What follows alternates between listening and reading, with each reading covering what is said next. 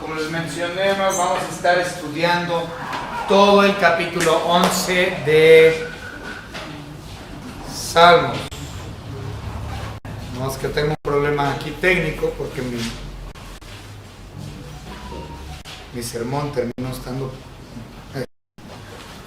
Ok. Déjenme nada más. Y para los que están en casa, también es un placer estar con ustedes por medio de estos medios, por Facebook, por YouTube. Vamos a empezar. Este salmo, el Salmo 11, todo tiene que ver con confianza. De hecho, podemos ver eso desde el primer versículo. En Jehová he confiado. Ese es la primera frase de este capítulo. En Jehová he confiado, y definitivamente ese es el tema, la confianza que tenemos en la persona de nuestro Señor Dios. En este caso, el salmista, el rey David, es quien escribe el salmo y le dice al músico principal: ponle música a esta letra, y empieza hablando de algo muy interesante. Aparentemente, el salmista o David se encontraba en una situación de crisis. Esta crisis es sumamente notorio por lo que leemos en el versículo 2. Dice el versículo 2: porque he aquí los malos tienden el arco, disponen sus saetas, es decir, las flechas, sobre la cuerda, para asetear en oculto a los rectos de corazón. En otras palabras, había un enemigo o enemigos de Israel, enemigos de David, que estaban en contra de ellos, y ya habían puesto el cordón del arco, ya estaban con la flecha en el cordón, ya listos, apuntados, listos para atacar a David. No sabemos si este capítulo tiene relación con algo específico durante el reinado davídico. La realidad es que no podemos comprobar de ninguna forma que esto está hablando de un evento en particular. Lo que sí sabemos es que este salmo, por cuestión de las crisis y las circunstancias negativas, es altamente adaptable y ciertamente muy aplicable. Es aplicable a un sinfín de situaciones en las cuales nos podemos encontrar. Porque pues, la vida duele, la vida es dura. Si eres un cristiano que estás trabajando para el Señor, tendrás persecución también, y eso no es fácil. La vida es altamente dura, muy difícil. Las circunstancias, las tragedias, las crisis, las muertes, los empleos, lo que sea que venga a tu vida, podemos darle una aplicación. Porque ciertamente no importa en cuál crisis o en qué tragedia o en qué circunstancia nos encontramos, si tú eres salvo y plenamente confías en el Señor, como lo menciona el salmista, entonces ¿para qué te preocupas? No hay de qué preocuparte. Si eres verdaderamente salvo, no importa la circunstancia, eso implica que confías plenamente en el Señor. Y si esa es la verdad, ¿para qué te preocupas? Es necesario, es menester notar que no es David quien tiene miedo aquí, sino sus consejeros. Aparentemente él tenía un grupo de consejeros que le decían o le dijeron: corre, sálvate, huye, corre como un cobarde al cerro, al monte, y escóndete. Y él dijo: no, yo he confiado en el Señor. Y ahí en el versículo primero, él le pregunta a sus consejeros: ¿cómo decís a mi alma que escape al monte cual ave? Sus consejeros estaban errados. Sus consejeros le estaban diciendo: David, huye. tienes a estos arqueros, tienes a este ejército, tienes a estos enemigos en contra de ti, corre como un cobarde. Y él dijo, no, ¿cómo voy a correr si yo confío en el Señor? Podemos decir que esto es muy parecido a Nehemías, a un acontecimiento que sucedió con él. Todavía no empezamos. Después de esto vamos a empezar con una oración y empezar con el versículo primero. Pero vamos a leer rápidamente Nehemías capítulo 6. Y aquí los enemigos de Nehemías, que se estaban haciendo pasar por sus amigos,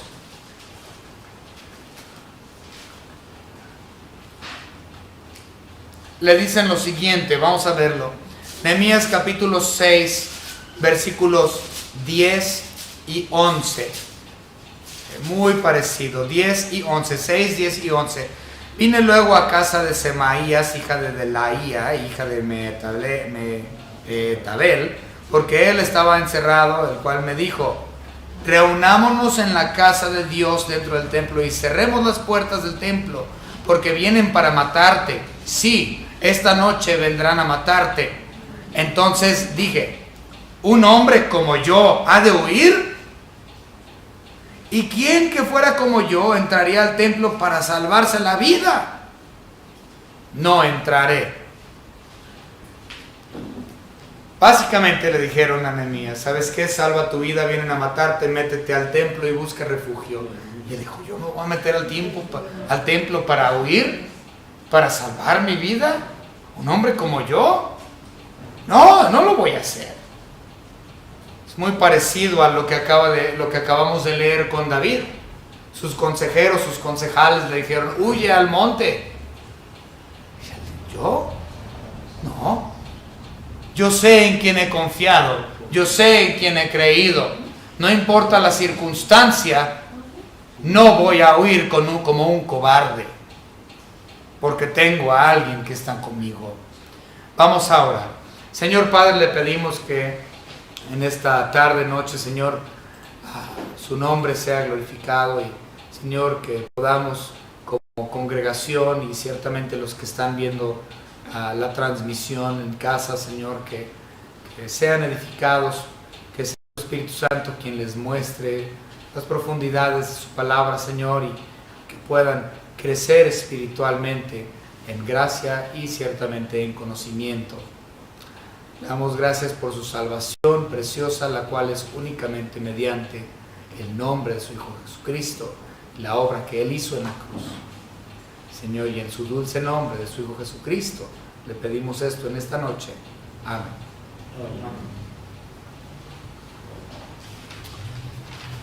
Versículo 1. En Jehová he confiado, es decir, David ha encontrado refugio en la persona de Jehová. Y de hecho este es uno de los nombres o títulos de nuestro Señor. Jehová es mi refugio, Jehová el refugio.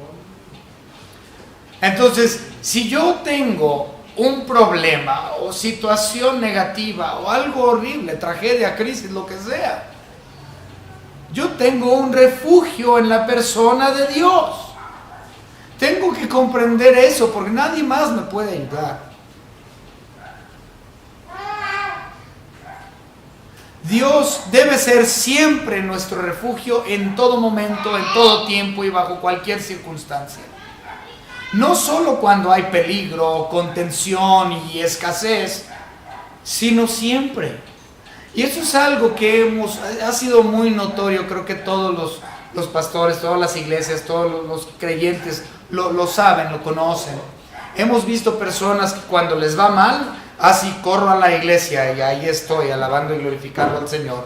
Y cuando las cosas me van bien, me alejo de la iglesia. ¿Por qué? Porque ya Dios me ayudó, ya está bien. Entonces nada más acuden al Señor como refugio y nada más acuden a Dios cuando hay problemas. Nada más están en busca de Él cuando la situación es negativa. Pero que cuando la situación es buena, pues también, gloria a Dios, ven a la iglesia, Él sigue siendo tu refugio. Vamos a ver algunos salmos. Salmos, capítulo 9. Vamos a regresarnos ahí, ya lo habíamos estudiado anteriormente. Salmo capítulo 9, y vamos a leer versículos 9 y 10. Dice la palabra de Dios: Jehová será refugio del pobre, refugio para el tiempo de angustia. En ti confiarán los que conocen tu nombre, por cuanto tú, oh Jehová, no desamparaste a los que te buscaron. Dios es tu refugio en tiempo de angustia y en tiempo positivo. Y si tú eres un creyente, vas a confiar en Él.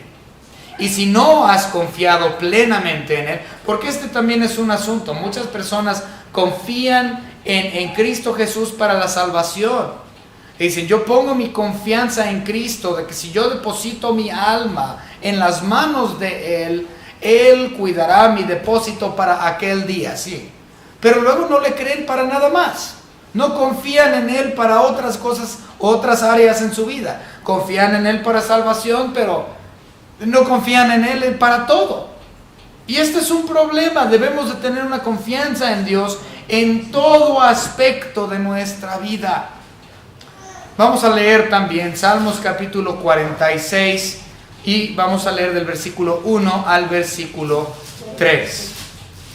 46, 1 al 3, dice la palabra: Dios es nuestro amparo y fortaleza, nuestro pronto auxilio en las tribulaciones. Por tanto, no temeremos aunque la tierra sea removida. Fíjense, no temeremos. Voy a correr bajo ciertas circunstancias y situaciones como un cobarde, como fue lo que le pidieron a Nehemías o como fue lo que le pidieron a David. Huye, corre, sé cobarde. No, fíjense lo que dice: no temeremos aunque la tierra sea removida y se traspasen los montes al corazón del mar. Aunque bramen y se turben sus aguas y tiemblen los montes a causa de su braveza. En otras palabras, yo no voy a tener miedo, porque dice que el que confía en el Señor, cuyo amparo es el Señor y la fortaleza es el Señor, no voy a tener miedo incluso de la remoción de la tierra. Pero aquí estamos teniéndole miedo al COVID.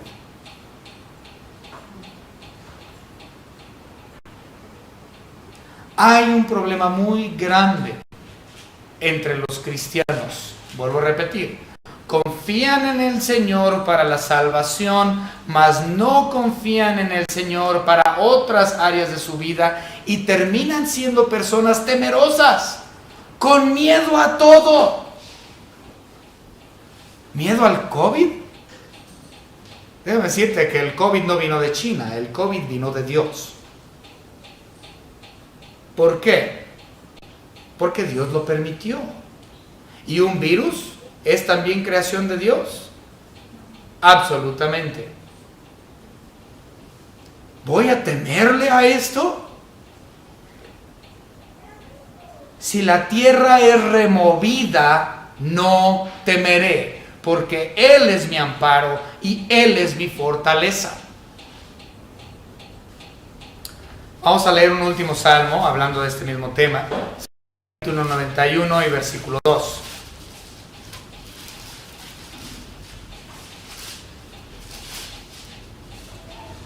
Diré yo a Jehová, esperanza mía y castillo mío, mi Dios, en quien confiaré. Él es mi castillo, Él es mi fortaleza. Él es mi torre fuerte. Yo puedo estar seguro tras sus muros de protección. Y si yo fallezco y Él lo permite, gloria a su nombre.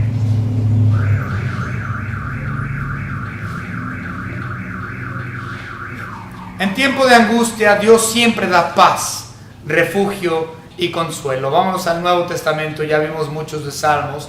Vamos a ver Filipenses, este es muy conocido. Filipenses capítulo 4 y versículo 7 dice la palabra: y la paz de Dios, que sobrepasa todo entendimiento, guardará vuestros corazones y vuestros pensamientos en Cristo Jesús. Si yo estoy en desesperación por las cosas que están sucediendo, crisis, tragedia, muerte, COVID, remoción de la tierra, cualquiera que sea la circunstancia, no puedo pagar el cilindro de gas, ya se me acabó el dinero, lo que sea, cual sea la circunstancia, entiende que puedes tener paz en Dios. Él guarda nuestros pensamientos en la persona de su Hijo Jesucristo. Si nosotros verdaderamente estamos pensando en la persona de Jesucristo de forma constante y estamos en Él, no solo para la salvación, sino verdaderamente en Él, voy a tener una paz que sobrepasa todo entendimiento. Esto es lo que estaba viviendo el salmista. Él estaba diciendo, yo no voy a correr. ¿Qué? ¿Voy a ser cobarde? Yo no voy a temer. Venga lo que venga. Y si Dios lo permite que yo me muera, gloria a su nombre. Si permite que yo viva, gloria a su nombre. Yo no voy a, ni siquiera la remoción de la tierra me da miedo.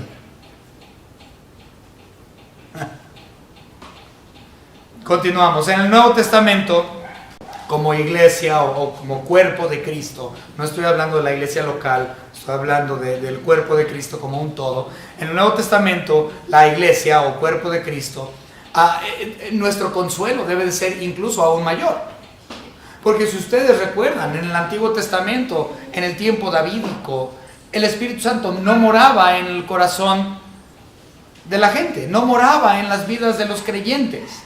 Esto llegó a suceder hasta después del día del Pentecostés. Y recuerden las palabras de nuestro Señor Jesucristo, que era necesario que Él se fuera para que mandara al otro Consolador. Es decir, el Espíritu Santo es ese Consolador. Él es quien nos da consuelo. Entonces, mi paz debe de ser aún mayor que la paz que experimentó David, siendo que él nunca tuvo o nunca llegó a ser habitación del Espíritu Santo, mientras que nosotros en el Nuevo Testamento sí. Entonces, si esa es la realidad, ¿por qué hay tanto cristiano miedoso? Pues es un hecho que tenemos al otro Consolador, es un hecho que tenemos al Espíritu Santo morando en nosotros. Entonces, ¿por qué hay tanto cristiano chillón? Debemos de entender que si mi confianza está en Él, mi confianza entonces es plena, o debería de ser una confianza plena. Y el consuelo y la paz y la falta y el valor, todo eso me lo da el Espíritu Santo que mora en mí. No importa qué tan grande sea la crisis o la tragedia, Dios aún es más poderoso.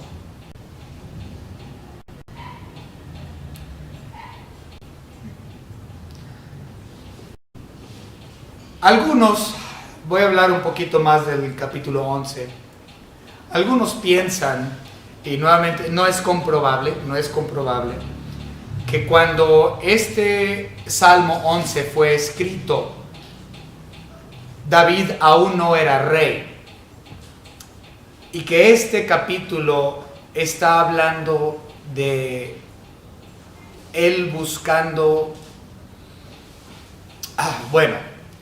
muchos piensan que Saúl estaba tratando de matar a David y que durante ese tiempo fue que este salmo fue escrito.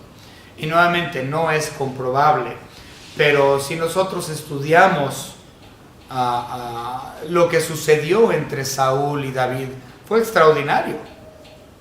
Fue extraordinario y Dios protegió a David. David no huyó, huyó, pero Dios le restauró. Dios estuvo con él. Pero yo no creo en lo personal que este haya sido el caso particular del Salmo 11. Yo no le adjudico esto al hecho de la persecución de Saúl sobre David. La razón de eso, porque precisamente con Saúl sí huyó al monte, al igual como lo hizo con Absalón su hijo. Pero aquí esto es diferente. Él está mostrando una actitud muy distinta a la que él mostró bajo la persecución de Saúl y bajo la persecución de Absalón. Él aquí está diciendo, ¿irme al monte? No. Eso ya lo hizo anteriormente. Lo hizo bajo Saúl, lo hizo bajo Absalón. Y ahora le está diciendo, no voy a correr. Ya corrí mucho. Yo sé en quién he confiado. Y creo que eso también es una postura muy humana en cuestión a nuestro crecimiento espiritual. Porque nosotros crecemos progresivamente. Esto es santificación progresiva. Entonces, cuando somos más jóvenes en el Señor, posiblemente nuestras decisiones no son las correctas y huiremos al cerro, como lo hizo David bajo Saúl y a las cuevas, también como lo hizo cuando huyó de Absalón.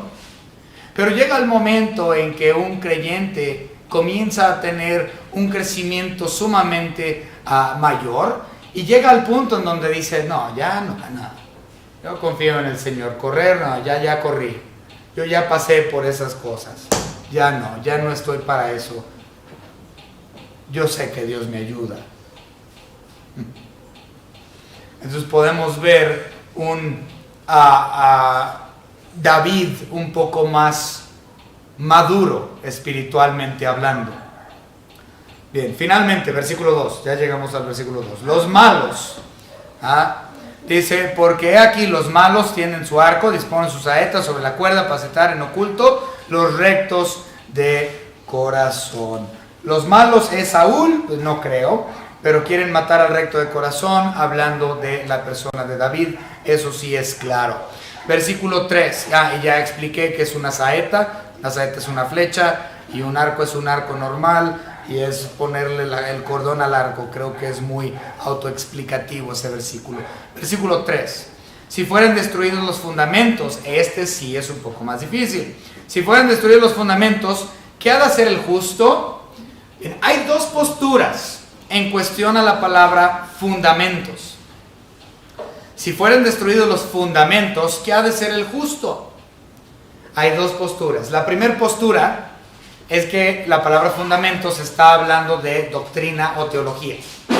Entonces, si no hay una sana doctrina, ¿qué vamos a hacer? Si no hay fundamentos bíblicos, si no hay una teología sana, ¿qué vamos a hacer? Yo no creo que de eso está hablando. Recuerden que estamos hablando de política. ¿Por qué? Porque David era rey. David era rey, ¿y qué pasa con los reyes? Tienen enemigos, y los reyes tienen problemas políticos y de leyes y otros. La segunda postura de la palabra fundamentos es más práctico y ciertamente más político. A las personas que creen de esta manera, de esta postura, creen que la palabra fundamentos tiene que ver con los pilares o los líderes del pueblo hebreo. Los pilares o los líderes del pueblo hebreo, siendo removidos de sus cargos y dejando ineptos tomar su lugar. Si estamos hablando de una guerra política y están en contra del rey buscando asesinarlo, y sus concejales le dicen, vete al monte, vete al cerro y huye por tu vida, y él dice, no lo voy a hacer porque yo sé en quién he confiado. ¿Y qué va a pasar si los pilares o líderes políticos de nuestra ciudad, de nuestro país, de Israel, son removidos y puestos por ineptos? Reemplazados por ineptos. ¿Quieres que yo me vaya ahorita en un tiempo tan difícil, tan delicado? Si yo pierdo esta batalla, van a cambiar a esos pilares. Si yo me voy al cerro, la gente que está como líder del país van a ser removidos y va a ser peor. ¿Y qué haremos? Esa es la segunda postura. Yo tengo mi tercera postura. de la palabra fundamentos. Yo pienso que la palabra fundamentos, es decir, que iba a ser removido la ley, la justicia y el orden de Israel. Siendo David llevado al cerro, si David hubiera oído como cobarde al cerro, hubiera habido posiblemente una remoción de leyes, de orden, de justicia, y ciertamente el país de Israel hubiera quedado en un problema muy severo. Por lo tanto, yo no creo que está hablando de puntos teológicos, sino que creo que la palabra fundamentos aquí tiene todo que ver con líderes políticos y o leyes, orden y justicia siendo removidos. Pero vamos a ver un par de versículos. Proverbios capítulo 10.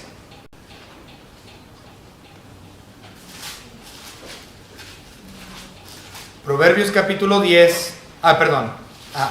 Proverbios 19, versículo 10. Ahí está. Proverbios 19, 10. Dice, no conviene al necio el deleite, cuanto menos al siervo ser señor de los príncipes. En otras palabras, el inepto siendo rey sobre los líderes o sobre el país. Ciertamente no es bueno cuando el siervo es señor de los príncipes. Entonces posiblemente estaba hablando de los pilares o los líderes de Jerusalén. También podemos ver otro versículo más o menos parecido. Isaías, también capítulo 19, igual, 19:10, igual que el anterior. Porque todas sus redes serán rotas y se entristecerán todos los que hacen... No, ese no es. Hermanos, lo lamento, pero... No. Ese no es el versículo que estaba buscando. Bueno, ni modo. Pero los dejo con el de Proverbios 19:10. Que los pilares o los fundamentos o los líderes de Israel siendo removidos, y este es el miedo que está demostrando el salmista. ¿Qué pasa si los fundamentos, si yo me voy al cerro y los fundamentos son removidos? ¿Qué va a hacer el justo? Cualquiera que sea el caso a lo que se refería el salmista o David con la palabra fundamentos, cualquiera que sea el caso, ambos son prácticos, todas estas posturas son prácticas. Si existe una falta de teología o doctrina sana en el país, mi refugio es Cristo. Si existe una falta de liderazgo político en mi nación, mi refugio es Cristo. Si no hay ley, orden y justicia dentro de mi país, mi refugio es Cristo.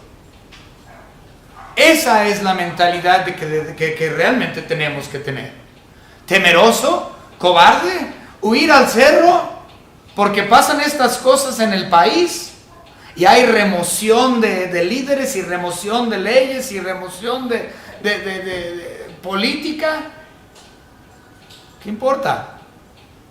Mi refugio es Cristo.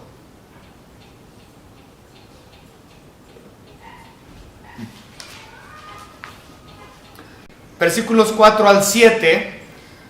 Estos versículos hablan que el Dios justo nos da confianza. Dios, el justo juez, nos da confianza. Versículo 4. Jehová está en su santo templo. Jehová tiene en el cielo su trono. Sus ojos ven, sus párpados examinan a los hijos de los hombres. Aunque Dios está en el templo celestial, sentado en su trono en gloria, Él en su soberanía total está en control total.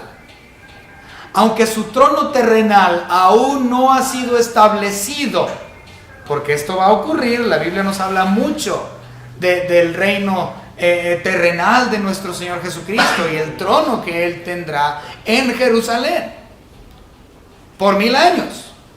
No estamos hablando de ese reino todavía, de esa coronación. Cristo aún no ha sido coronado en este mundo. Su coronación ya fue hecho en gloria Cuando Él fue, Él volvió a tomar su corona y se la volvió a poner. Recuerden que cuando Él vino al mundo, dejó su diadema en los cielos, dice la Biblia. Pero cuando Él ascendió al Padre, esa diadema lo estaba esperando, esa corona lo estaba esperando y se lo volvió a poner. Porque Él ciertamente es Rey del universo, Señor de señores. Pero aquí en este mundo aún no ha sido coronado. Sin embargo, desde su santo, precioso trono en el cielo, Él aún está bajo control de todo. Un versículo muy famoso para eso es Habacuc 2:20, que el Señor está en su santo templo, calle delante de Él toda la tierra. Entonces Él está en su santo templo en el cielo, en gloria, pero desde ese punto Él puede hacer callar toda la tierra. Aunque su trono es celestial por el momento, Él puede hacer lo que le plazca terrenalmente, aunque su coronación no se ha llevado a cabo aún. Él puede hacer lo que Él plazca desde su trono en gloria. No importa quién se sienta como presidente de nuestra república o en cualquier nación, Dios está en control. No importa si los pilares o fundamentos de nuestro país son destruidos, Dios está en control.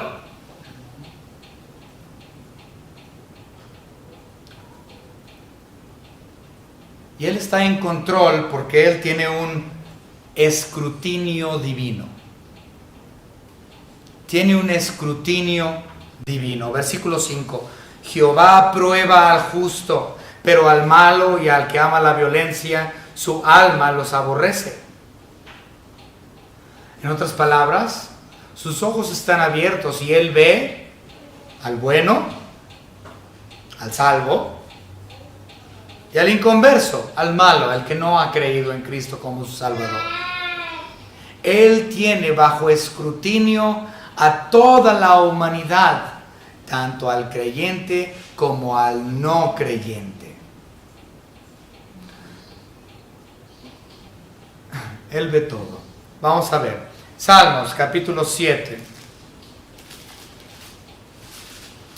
Y vamos a leer el versículo 9. Salmos 7:9 dice: Fenezca ahora la maldad de los inicuos, mas establece tú al justo, porque el Dios justo prueba la mente y el corazón. No se le escapa nadie. Tanto el bueno como el malo, el salvo como el no salvo, el que ha creído en Cristo como el que no ha creído, están bajo el escrutinio total de la persona de nuestro Señor Dios, juez justo. Vamos a ver también Salmos 17, versículo 3. Dice: Tú has probado mi corazón, me has visitado de noche, me has puesto a prueba y nada inicuo hallaste. He resuelto que mi boca no haga transgresión.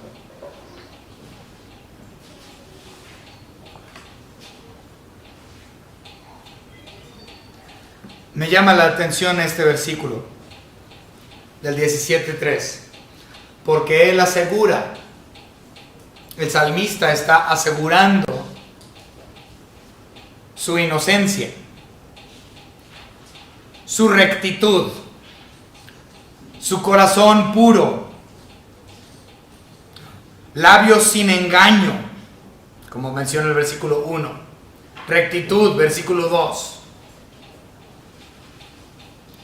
Pero nosotros sabemos que David era adúltero, asesino, y mencionamos también que fue cobarde en una ocasión. Entonces, ¿cómo puede David decir: tengo labios puros, soy recto, sé que no hay ningún problema? Señor, tú no hallaste ningún problema en mí. Vean tus ojos la rectitud de mi persona. Mis labios no tienen engaño.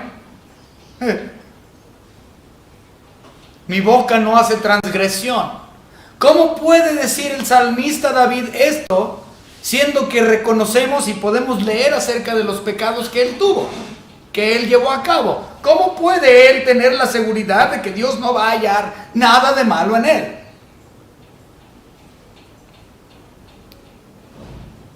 ¡Qué atrevimiento de su parte! Pues recuerden, somos pecadores, pero somos justificados.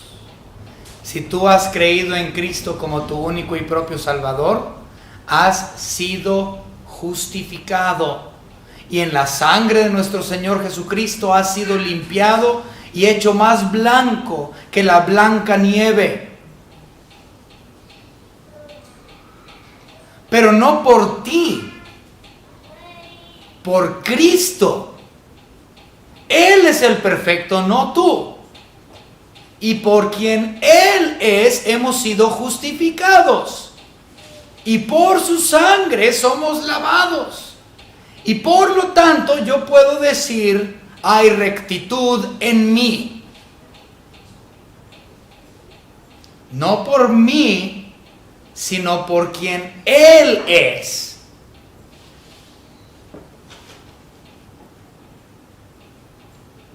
Y cuando somos justificados, eso no implica que dejamos de pecar automáticamente. No. En esta vida siempre seremos pecadores. Pero progresivamente, en santificación, voy a ir dejando las cosas de este mundo. Hasta que un día yo pueda estar en gloria, en una perfección absoluta, en un cuerpo glorificado. Y olvidarme de los pecados de este mundo. Olvidarme de todo mal. Pero yo voy a entrar a gloria y tengo la garantía porque yo he sido justificado gratuitamente por su gracia, como dice Romanos capítulo 3, versículo 24. Avanzamos. Versículo 6.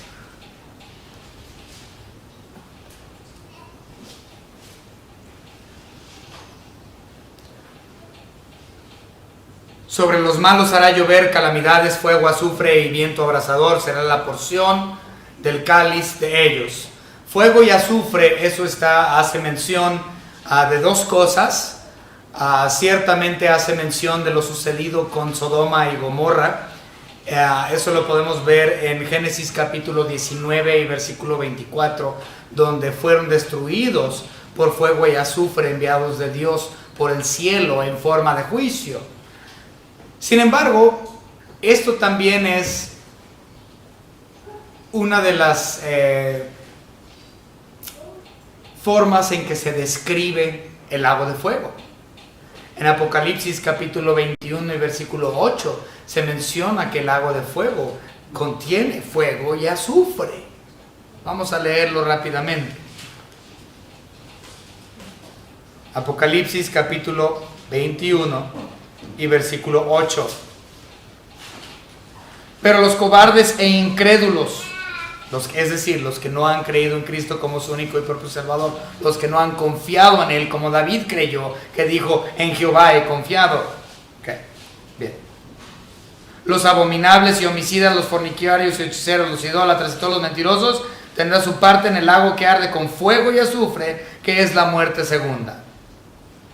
Por lo tanto, esta descripción del infierno, del lago de fuego, como hecho de fuego y azufre, y en comparación con el juicio que se llevó a Sodoma y Gomorra en Génesis, ciertamente habla de juicio, sin lugar a duda, un castigo divino. Dice, será la porción del cáliz de ellos. En esta vida y en la siguiente, Dios dará juicio en contra de los inicuos. Y ciertamente, si no lo han aceptado a Cristo como su único y propio Salvador, su porción será en el lago de fuego que arde con fuego y azufre. esa será su porción si no han creído. Pero si han confiado, tienen una garantía. Si han confiado como lo hizo David en el escrutinio divino de Dios, ellos no terminarán en el lago de fuego, sino que terminarán viendo el rostro de Dios. Versículo 7. Bueno, vamos a leer unos versículos más. Jeremías capítulo 13 y versículo 25. Esto es para el no salvo, el que no ha creído. Vamos a leer este. Jeremías capítulo 13 versículo 25 dice: esta es tu suerte, la porción que yo he medido para ti, dice Jehová, porque te olvidaste de mí y confiaste en la mentira. Al inicuo, su porción es el lago de fuego. Al que no ha creído, sino que ha creído mentira, su porción es el lago de fuego. Pero si has creído, tu porción es ver el rostro de Dios. Vamos a ver Salmos capítulo 16 y versículo 5. Dice la palabra: Jehová es la porción de mi herencia y de mi copa. Tú sustentas mi suerte. Entonces, si no has creído, tu porción es el lago de fuego. Si has creído en el escrutinio de Dios, tu porción es Jehová mismo. Dice: Jehová es la porción de mi herencia y de mi copa. Si no has creído, tu porción es el lago de fuego. Si has creído y has confiado, tu porción es Jehová mismo. La garantía de ver el rostro de nuestro Señor. Versículo 7. Porque Jehová es justo y ama la justicia. El hombre recto mirará su rostro. Esa es la porción del creyente. Dios es justo, como menciona aquí. Este es uno de los atributos, uno de los muchos atributos de nuestro Señor. Y por este atributo, por su justicia, es que podemos confiar en Él. Porque es justo. Si nuestro Señor no fuera un Dios justo, y ese no fuera uno de sus atributos, entonces ¿cómo puedo confiar en Él? Diría: Dios injusto. Pero Dios es justo. Y a causa de ese atributo yo puedo depositar mi confianza en Él. Aquel quien ha creído en Cristo Jesús como su Señor y Salvador es recto ante los ojos de Dios.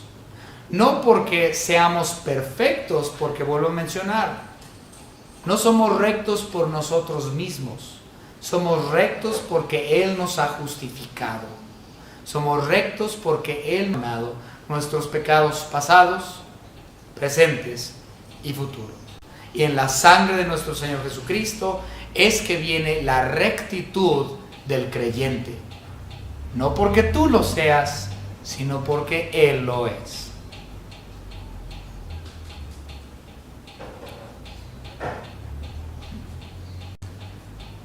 Hay seguridad de la salvación que se nota aquí. Dice: el hombre recto mirará su rostro. Es un hecho. No dice posiblemente verá su rostro. Lo confirma, lo afirma. Verá su rostro el que es recto. El que ha creído en Cristo como su único y propio Salvador, lo verá. Es un hecho. Muchas personas dicen: pues Dios dirá. Les preguntas: ¿vas a ir al cielo o al infierno cuando mueras? ¿Sabe? Dios dirá. Recuerden, Dios ya dijo que puedes tener la seguridad de tu salvación. Él dice: el recto mirará el rostro. Es una afirmación. No es un Dios dirá. Es una total afirmación. Vamos a ver Salmos capítulo 17 y versículo 15. En cuanto a mí, veré tu rostro en justicia. Es una afirmación, lo veré. Estaré satisfecho cuando despierte a tu semejanza. Qué hermoso, estaré satisfecho cuando despierte a tu semejanza. Es decir, voy a estar en gloria contigo, Señor, veré tu rostro y es un hecho, porque yo en ti he confiado. 1 de Juan capítulo 3, versículo 2. Aquí también podemos ver en el Nuevo Testamento la confianza plena, el hecho, no el, quién sabe, Dios dirá, sino el Dios dijo, y esto es lo que voy a ver. 1 Juan capítulo 3, versículo 2. Amados, ahora somos hijos de Dios y aún no se ha manifestado lo que hemos de ser, pero sabemos que cuando Él se manifieste, seremos semejantes a Él, porque le veremos tal como Él es. Es un hecho de que si has creído en la persona y obra de nuestro Señor Jesucristo, eres salvo. Eso dice la Biblia. Y si has confiado en Él y eres salvo y estás en Él, implica que tú eres recto y tienes una garantía total de ver el rostro de Dios. Por lo tanto, si tengo una garantía, ¿por qué voy a huir bajo las circunstancias de este mundo? ¿Por qué voy a huir bajo las tragedias que están aquí? ¿Por qué voy a temer al COVID? Si la tierra es removida, no temeré. ¿En quién has confiado? ¿Y cuál es tu porción? ¿Qué te toca? ¿Cuál es tu porción? Esa es mi pregunta. ¿Cuál es tu porción? ¿Eres recto porque has sido justificado por medio de la gracia de Cristo Jesús gratuitamente? Si es así, tu porción es celestial. Pero si no has creído en el único nombre del unigénito Hijo de nuestro Señor Dios, nuestro Señor Jesucristo, entonces tu porción no es ver el rostro de Dios, sino que tu porción es en el lago que arde con fuego y azufre. Mi deseo para ti el día de hoy es que estés consciente y seas honesto contigo mismo y sepas cuál es tu porción, porque vas a morir, es un hecho. ¿Cuál es tu porción entonces? ¿El lago de fuego o el rostro de Dios? Mi deseo es que tengas la seguridad de tu salvación y que puedas decir, como dijo el salmista, yo sé que le veré. Yo sé que seré como Él es o semejante a Él es. Yo sé que voy a ver su manifestación y estaré en gloria por toda la eternidad con Él. No es un Dios dirá, es un hecho. El que tiene al Hijo, tiene la vida. El que no tiene al Hijo de Dios, no tiene la vida. Vamos a orar. Señor Padre, le damos gracias por todo lo que nos ha dado. Le pedimos, Señor, que este mensaje haya sido de edificación para los oyentes, tanto los que están aquí como los que están en casa viendo la transmisión. Señor, le estoy pidiendo que su Espíritu Santo esté obrando y trabajando en los corazones de cada individuo y que entendamos, Señor, que estamos bajo un escrutinio divino y que desde tu trono, Señor, tu trono celestial, aún estás en control, aún eres soberano, siempre has sido soberano y tú eres un juez justo que ve al salvo y al no salvo, al creyente y al incrédulo. Y ciertamente en tu justicia perfecta, tú le darás a cada uno de acuerdo a la porción que le corresponda. O hemos creído y veremos el rostro de suyo, Señor, o no hemos creído y pereceremos en la segunda muerte en el lago de fuego. Te pido, Señor, que las personas estén conscientes de esto y sean honestos que se pregunten, ¿cuál es mi porción? Te pido esto, Señor, en el nombre de su Hijo Jesucristo, nuestro único y propio Salvador. Amén.